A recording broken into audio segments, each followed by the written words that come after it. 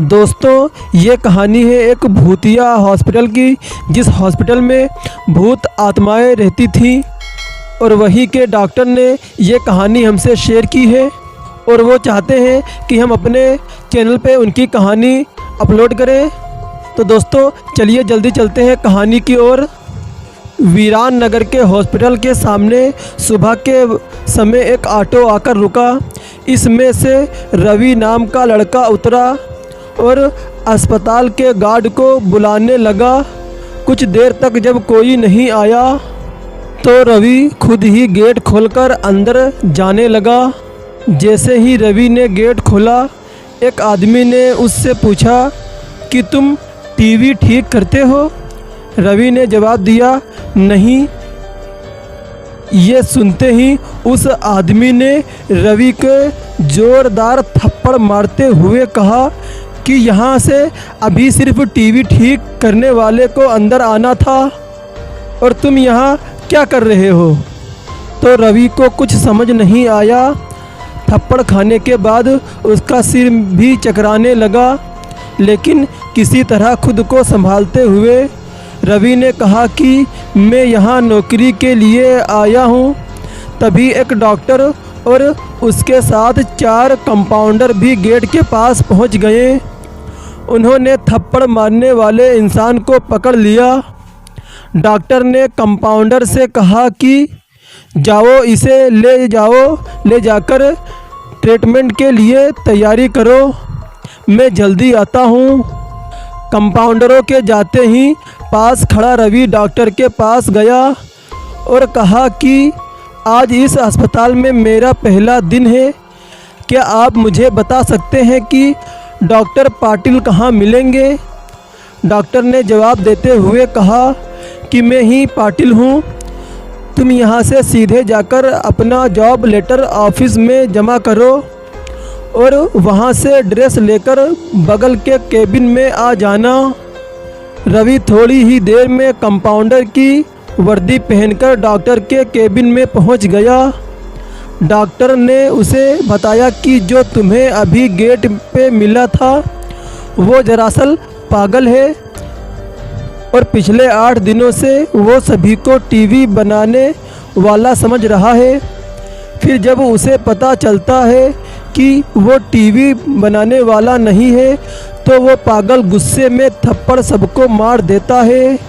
फिर उसके बाद डॉक्टर ने अपने अस्पताल के रमाकांत कंपाउंडर को बुलाया और रवि को परिचय सबसे कराने के लिए कहा।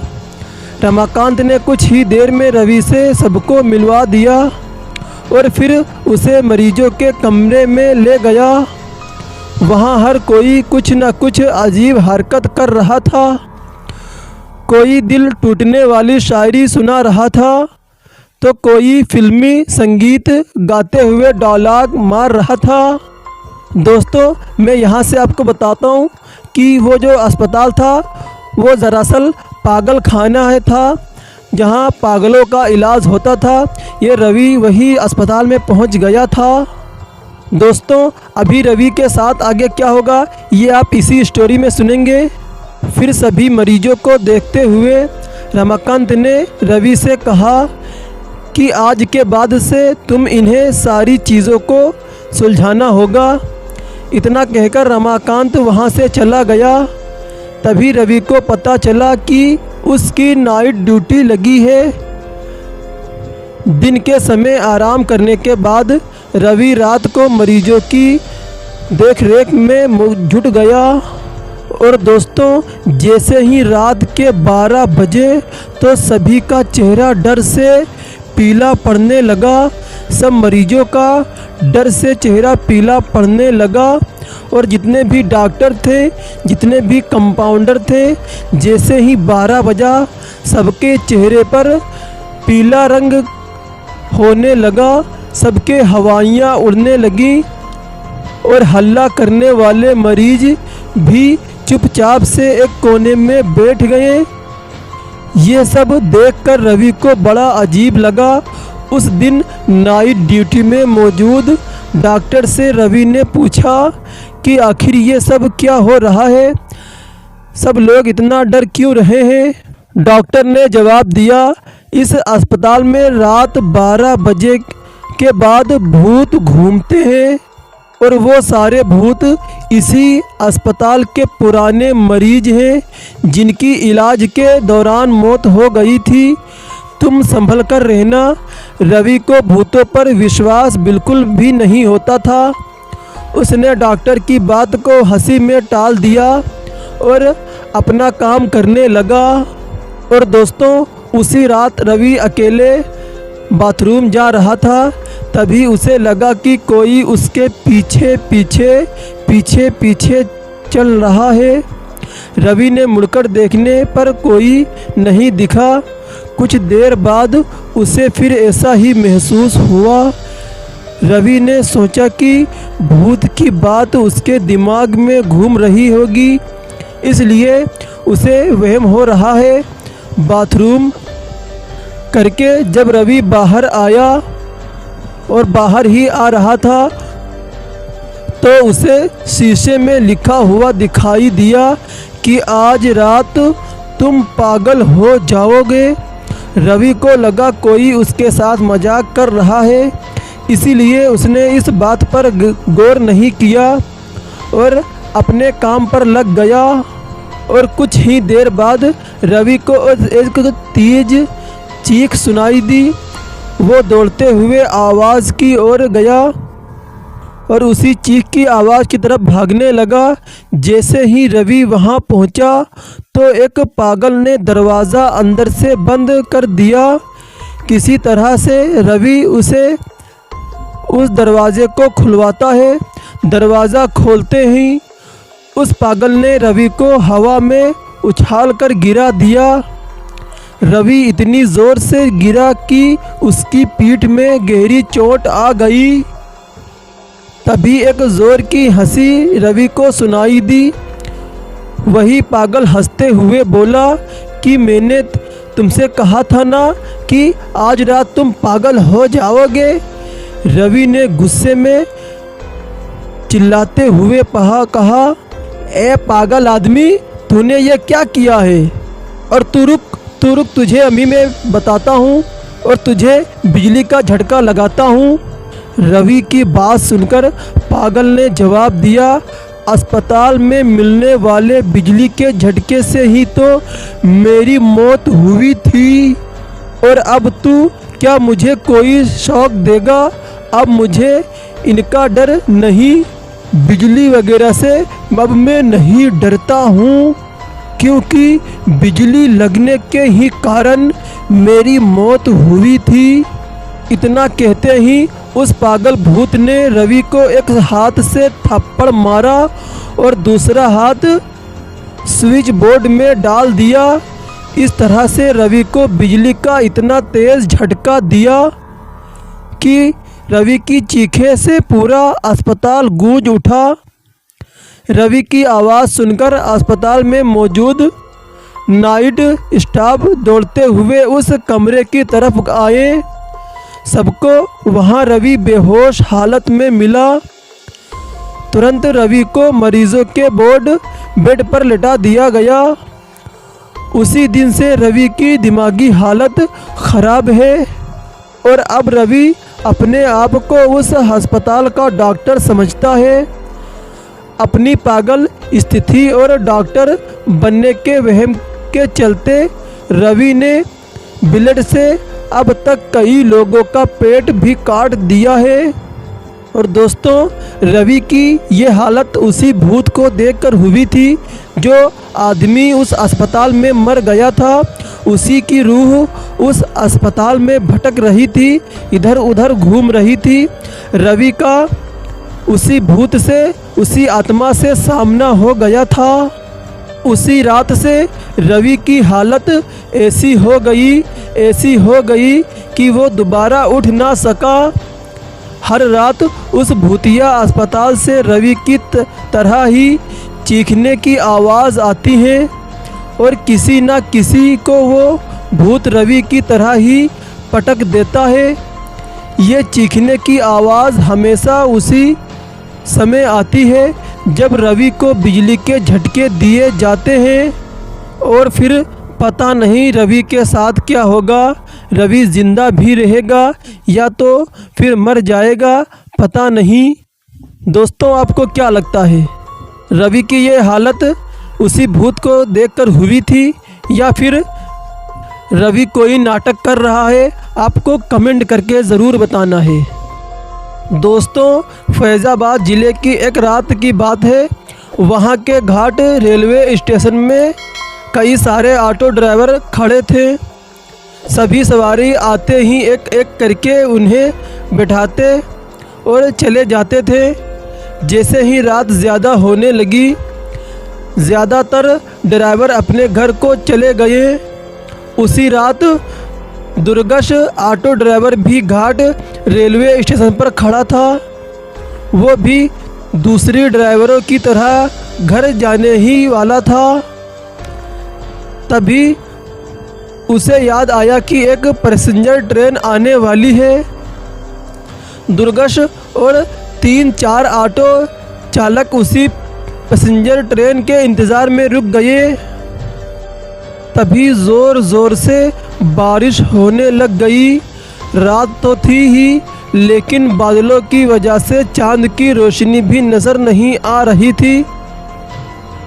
बादल गरजते और बिजली चमकती थी तो कुछ उजाला नज़र आता था, वरना अमावस्या रात से भी ज़्यादा काली रात हो गई थी। कुछ ही देर में पैसेंजर ट्रेन आई। दुर्गश को ट्रेन से एक खूबसूरत सी लड़की उतरती हुई दिखाई दी, जिसके कंधे पर एक बैग और हाथ में एक सूटकेस था। वो लड़की सीधे दुर्गश के पास गई और कहने लगी कि मुझे रामपुर जाना है। दुर्गश ने कहा कि अभी बहुत रात हो रही है, इसीलिए 700 रुपया लूँगा। फिर दुर्गश ने कहा, अगर आप सुबह जाएंगी तो मैं 200 रुपये में ही छोड़ दूँगा। दुर्गश ड्राइवर की बात सुनकर लड़की ने जवाब दिया, मुझे अभी भी जाना है, आप ले चलिए, मैं पैसे दे दूँगी। उस लड़की की बात सुनकर दुर्गश ने कहा, मैडम आप पहले पैसे दे दीजिए, मैं आपको सही सलामत घर तक छोड़ दूंगा। लड़की बोली, अभी मेरे पास सिर्फ 300 रुपये हैं, आप ये रख लीजिए, घर पहुंचते ही आपको बचे हुए 400 रुपये दे दूंगी। इतना सुनते ही दुर्गश ने कहा, ठीक है मैडम जी, आप ऑटो में बैठ जाइए। कुछ ही देर में दुर्गश ने उस लड़की को उसके घर के पास पहुंचा दिया। वो लड़की ऑटो से उतरी और घर के अंदर चली गई। दुर्गश अपने 400 रुपये के इंतज़ार में खड़ा रहा। आधा घंटा बीत गया, लेकिन लड़की लौटकर नहीं आई। दुर्गश के मन में हुआ कि अंदर जाकर देख लेता हूँ कि वो लड़की अब तक क्यों नहीं आई है। उसने घर की घंटी बजाई और ज़ोर ज़ोर से आवाज़ लगाने लगा। तभी एक बुढ़िया ने घर का दरवाज़ा खोला। दुर्गश ने उस बुढ़िया से कहा कि एक मैडम यहाँ ऑटो से आई थी, उन्होंने मेरे 400 रुपये देने हैं, वो अब तक पैसे लेकर बाहर नहीं आई हैं। बुढ़िया ने हैरानी से पूछा, अरे बेटा कौन हो तुम बेटा? और बेटा तुम कौन सी मैडम की बात कर रहे हो? यहाँ तो मैं और मेरे पति के अलावा और कोई नहीं रहता। हाँ, मेरी बेटी पहले रहती थी, लेकिन वो 5 सालों से यहाँ नहीं रह रही है। उस बुढ़िया की बात सुनकर दुर्गश बोलने लगा, क्यों, अब वो कहाँ रहती है? और मैंने शायद आपकी ही बेटी को यहाँ तक छोड़ा है, आप एक बार अच्छे से देख लीजिए। फिर बातों ही बातों में दुर्गश ड्राइवर की नज़र सामने दीवार पर गई। वहाँ उसी लड़की की तस्वीर लगी हुई थी जिसे वो ऑटो में बैठाकर लाया था। दुर्गेश ने बुढ़िया से पूछा, माँ जी, वो दीवार पर जिसकी तस्वीर लगी है वो आपकी बेटी है क्या? दुर्गेश ड्राइवर की बात सुनकर बुढ़िया ने जवाब दिया, हाँ बेटा, हाँ वो मेरी ही बेटी है। ए बेटा, क्या हुआ, तुम ऐसे क्यों पूछ रहे हो? उस बुढ़िया के हाँ जवाब सुनते ही दुर्गेश ड्राइवर बोल पड़ा, माता जी, मैंने कहा था ना कि मैं आपकी बेटी को ही घर लेकर आया हूँ। यही मेरे साथ ऑटो में बैठकर आई थी। आप अब जल्दी मेरे पैसे दे दीजिए। देखिए सुबह भी हो रही है, मैं कब से यहीं खड़ा हुआ हूँ। दुर्गेश ड्राइवर की बात सुनकर बुढ़िया ने दुखी मन से कहा, अरे बेटा ऐसा नहीं हो सकता। हाँ ये मेरी बेटी है, लेकिन 5 साल पहले ये ट्रेन के नीचे आकर मर चुकी है। ये कहकर बुढ़िया रोने लगी, इसे तुम कैसे घर ला सकते हो बेटा? बुढ़िया की बात सुनते ही दुर्गेश ड्राइवर होश के उड़ गए। वो तेज़ी से वहाँ से भागा। जैसे ही वो ऑटो के पास पहुँचा तो दुर्गेश ड्राइवर देखता है कि उसकी सीट में 400 रुपये रखे हुए थे। फिर उस पैसे को दुर्गेश ड्राइवर ने भगवान के सामने रखे और मंत्र का जाप करते हुए आगे की ओर बढ़ गया। उसके मन में हुआ कि आज तो सवारी बिठाने और पैसेंजर ट्रेन के लालच में मेरी जान जाते जाते बची है। उस दिन से दुर्गेश ने रात को ऑटो चलाना ही बंद कर दिया। वो सिर्फ दिन के समय सवारी लाता और ले जाता, रातों को घर में आराम से सोता। क्योंकि जिस लड़की ने दुर्गेश ड्राइवर से लिफ्ट मांगी थी वो दरअसल लड़की नहीं, वो उसकी एक आत्मा थी जो सालों पहले ट्रेन से कटकर वो लड़की मर गई थी। जैसे ही बुढ़िया की बात सुनी ड्राइवर के होश उड़ गए। फिर ड्राइवर को सारी बात समझ में आ गई कि अगर वो लड़की सालों पहले ही मर चुकी है ट्रेन से कटकर, तो जिसे मैं लेकर के आया था तो क्या ये उसकी आत्मा है? दोस्तों, फिर उसके बाद में दुर्गेश ड्राइवर ने कभी भी रात को ऑटो नहीं चलाया। वो दिन ही दिन में ऑटो चलाता था और अपने घर वापस चला जाता था। क्योंकि दुर्गेश ड्राइवर ने एक अपने ऑटो में आत्मा को बिठाया था जो समझ नहीं पाया था कि ये आत्मा है। दुर्गेश ड्राइवर ने समझा कि ये कोई पैसेंजर लड़की होगी। जब उसको सच्चाई पता चली तो दुर्गेश ड्राइवर उस दिन से रात को ऑटो चलाना बंद कर दिया और दिन ही दिन में सिर्फ दुर्गेश ड्राइवर ऑटो चलाता था। फिर जब उस बुढ़िया ने दुर्गेश ड्राइवर की बात सुनी तो वो बुढ़िया समझ गई कि ये मेरी ही बेटी की आत्मा होगी जो अभी इधर उधर भटक रही है। फिर उसके बाद में उस बुढ़िया ने अपने आदमी से कहा कि हमारी बेटी की आत्मा या रूह इधर उधर घूम रही है, वो तड़प रही है। फिर उसके बाद में उस बुढ़िया ने और उसके आदमी ने पंडित जी को अपने घर बुलाया और पूजा हवन करा के अपनी बेटी की आत्मा को शांति दिलाई। फिर उस दुर्गेश ड्राइवर को भी सुकून मिल गया। दोस्तों, मज़ीद इसी तरह की वीडियो हॉरर कहानी सुनने के लिए हमारे चैनल को सब्सक्राइब करें और ज़्यादा से ज़्यादा शेयर करें।